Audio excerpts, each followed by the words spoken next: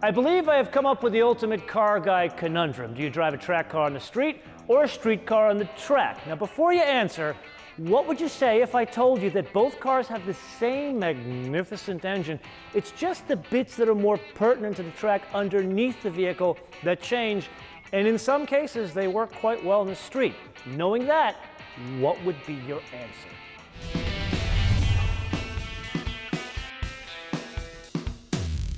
So yes, you and I have covered this naturally aspirated 4-liter flat six in many previous episodes, I believe 5 or 6 at this point.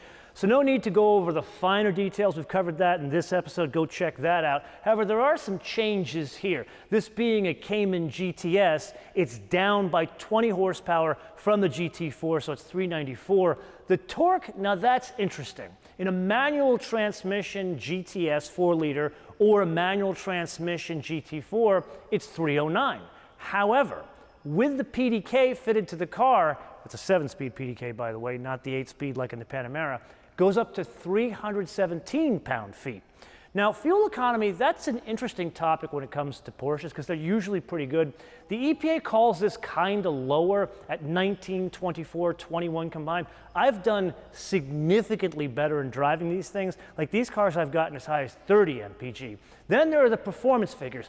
They're a bit of a change from the GT4. So the one we drove with the PDK, that was 3.7 to 60. This is 4.3. And then the VMAX, again, the GT4, 188, this one, 182. Being you and I have driven this engine many times in very different carrying cases, I'm willing to bet you can guess the weight here, but if not, 3,243 pounds, or depending on how you express your weights and measures, 1,467 kilograms. Now, a rather pertinent fact to point out here, that is 37 pounds lighter than the engineered in Flacht magnificence that is the GT4. With that, there are no different drive modes for the engine, so let's just get right into it.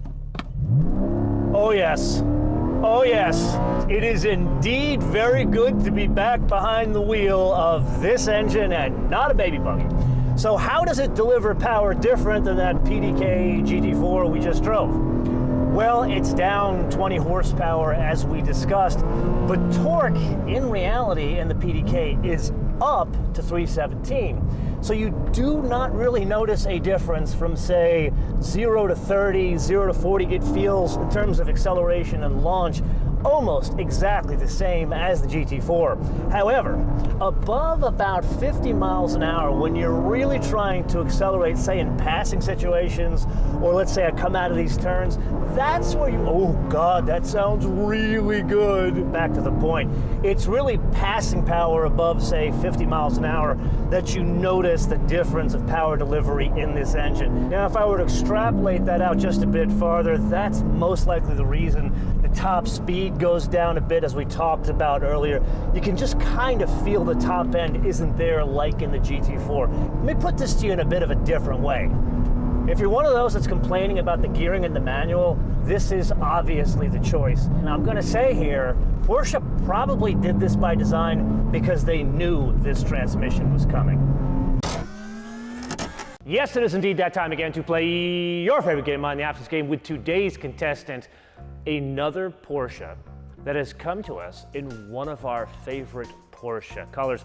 This one, the 2021 Porsche 718 Cayman GTS 4.0 for a base price of $86,800. Now, I do feel it prudent to point out that the base price of a Cayman GT4 is $100,200. To that, we add the stunning shade of gentian blue for a bargain of $650. Not so much of a bargain is the black interior with the chalk accents that is leather and race text for $2,160.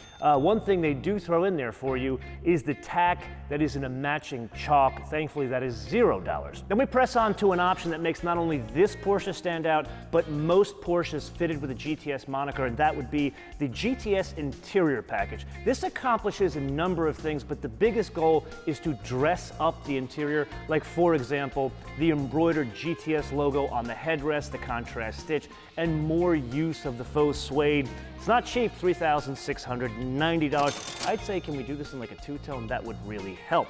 Then the reason why we are driving this vehicle is the Porsche Doppelkupplungsgetriebe, which is $3,730. I would like to point out that the PDK is only $3,210 in the GT4.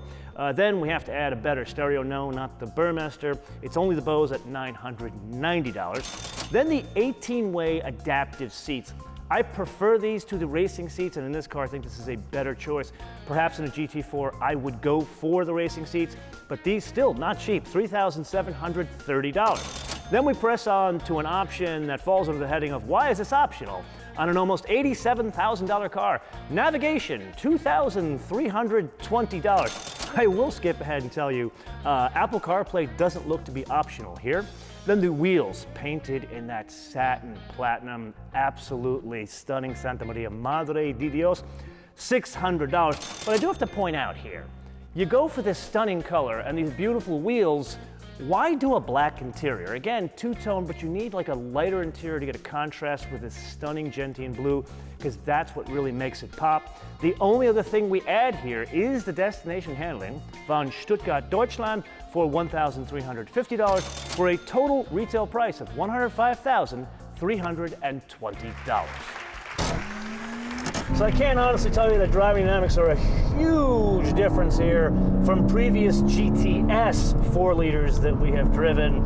There is a sizable difference from GT4s and Spyders. However, the difference here is more pronounced when this transmission is fitted to it.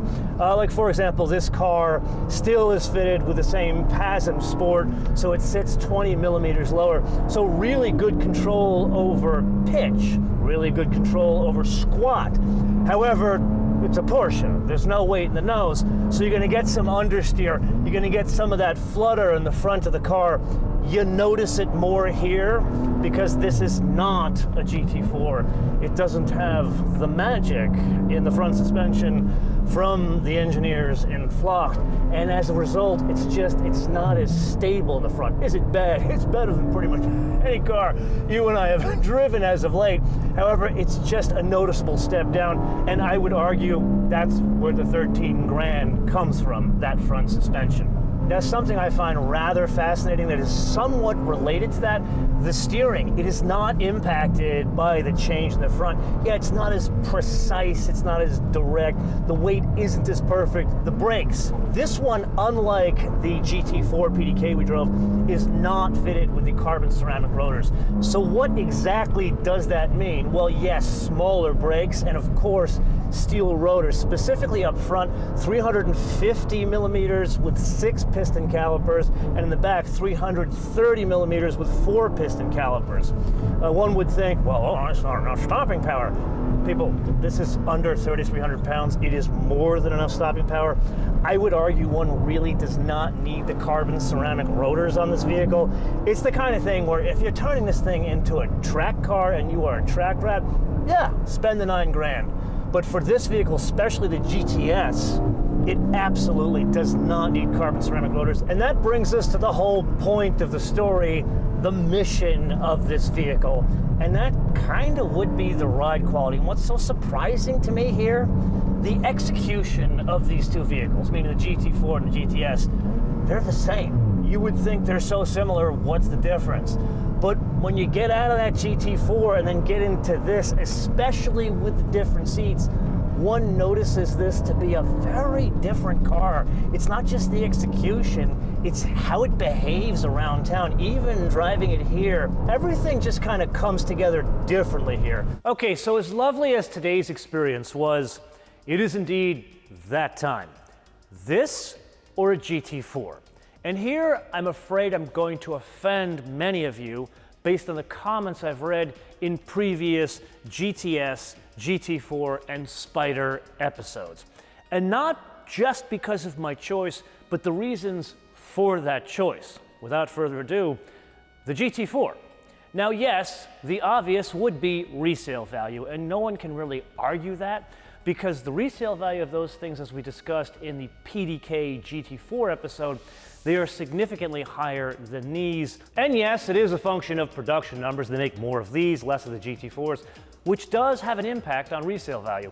However, almost more important than resale, there is an aspect that is different between the two vehicles that we've covered in many of these GTS versus GT4 and Spider episodes, and that is there is only one of them out of the two, no matter how wonderful this one is, that has components that are made in Vlocht. And to me, that is the absolute standout, and it makes the vehicle more usable in more use cases, like today or on a track. And here's where, yeah, there's a $13,000 difference in base price, but the reality is I would always opt for a GT4 with no options, maybe one, Apple CarPlay, than one of these with a lot of options, which this one has. Which brings us to the wish list, and here you would think I would have nothing, because if we're honest, they're both kind of perfect and have their own individual charms. But what I am proposing today is a compromise. At least one of these is a full-on track car, the other one could be used on a track. So I get it, no sunroof. But how about this? A glass roof. And before you yell at me here, the solution is this. Use the same material that the GT3 uses in the rear windows, the lightweight glass, use that on the roof. And the idea here is to make it a more open and airy interior, something very important for a vehicle that is A, small, and B, most of them I've seen have had a black interior. This is kind of wonderful. It worked very well in that Jaguar F-Type, and I think it would work better here. And this is the point of the episode where I turn this around to you guys to opine in the comments below or via our social media, MotoManTV, all one word, MotoManTV, all one word, Facebook, Twitter, and Instagram. And with that, I do want to make one last plea, and that is to the folks at Porsche Cars North America. I love me some gentian blue. However, can we shake things up a little bit here? How about not black? Maybe a two-tone saddle, two-tone kind of lighter gray, or if you really want to get interesting, how about a red? That would make gentian blue pop. Until I see you in the next episode, bis später.